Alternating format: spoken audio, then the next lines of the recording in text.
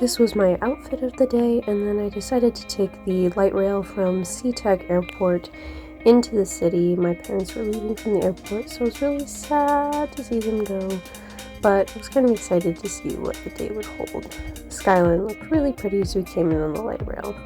Of course, the first thing I had to do was find a coffee shop, so I found this really amazing coffee shop right by the train station and sat down to people watch.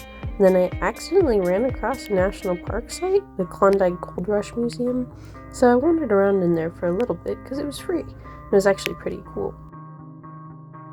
I also discovered that there was a small waterfall park kind of near Pioneer Square, apparently created for the UPS memorial, but it was really clean and really pretty and really peaceful and no homeless people, so that was definitely a win.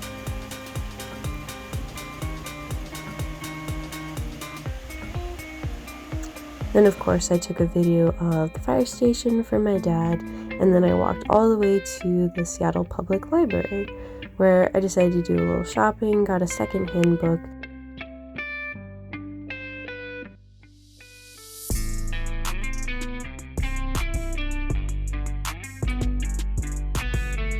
Of course I had to get a video of the Sam, and then I went to a Japanese restaurant called Japanesa for lunch, which I could barely afford. Before my train left, of course I had to get coffee again, so I grabbed a mocha at this really cute place, read a little bit more while drinking my coffee. Then it was back to King Street Station, where I was about to board the Empire Builder. And the train station was actually stunning. I was really surprised. And there was people at the door making sure that no crazies got in, so that was nice. Here's the train that we were taking, double-decker, Amtrak Empire Builder. And here's a short, quick video of what my room looked like once I was sitting down and I had the door closed, kind of got my stuff settled.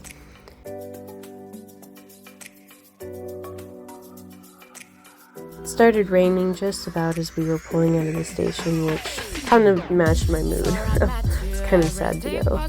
This is a really sped up version of a room tour, I guess, and so 2 seats, but I was just me, so it was pretty nice. The only complaint I would have was there was only one AC outlet, so for 2 people that would kind of suck, I think.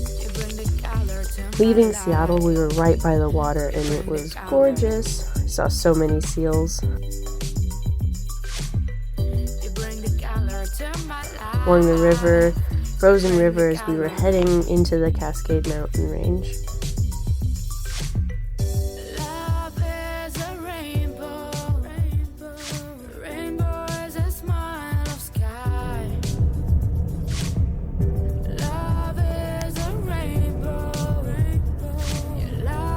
You can hear me freaking out in this next video clip because I saw airplane fuselages being transported on a train, and it was so cool and I couldn't help but freak out.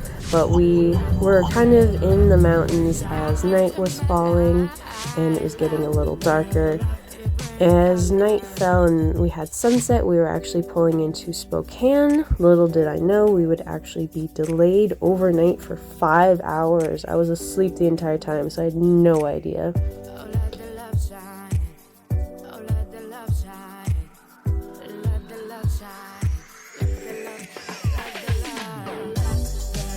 Next morning, it was absolutely gorgeous. The sunrise hitting some of the mountains. We're crossing the water.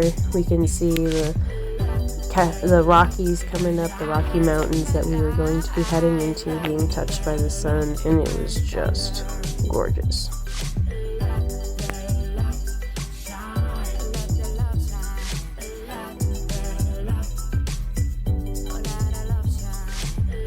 One thing I really liked about this trip was, yeah, it's not the fastest way to travel, but I really like how you're winding along the rivers. You know, you're not cutting this clear-cut path through the mountains, but you actually really get to enjoy the natural beauty of the trip and really experience travel in a different way that I feel like a lot of us have forgotten in the modern era, where it's all about speed and efficiency.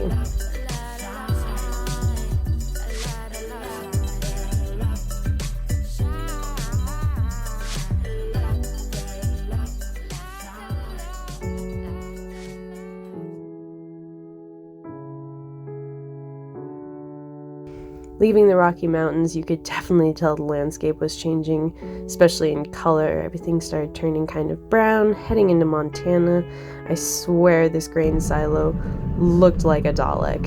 And this was a pretty small and crappy town, but it had a cool grain silo.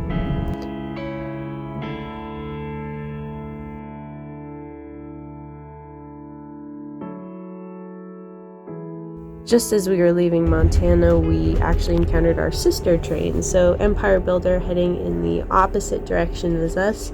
So exact same train, now headed to Seattle and Portland. So the sun was setting.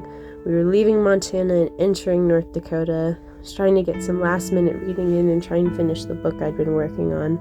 And I finally got my first peek at a Midwestern sunset, the ones that I had missed.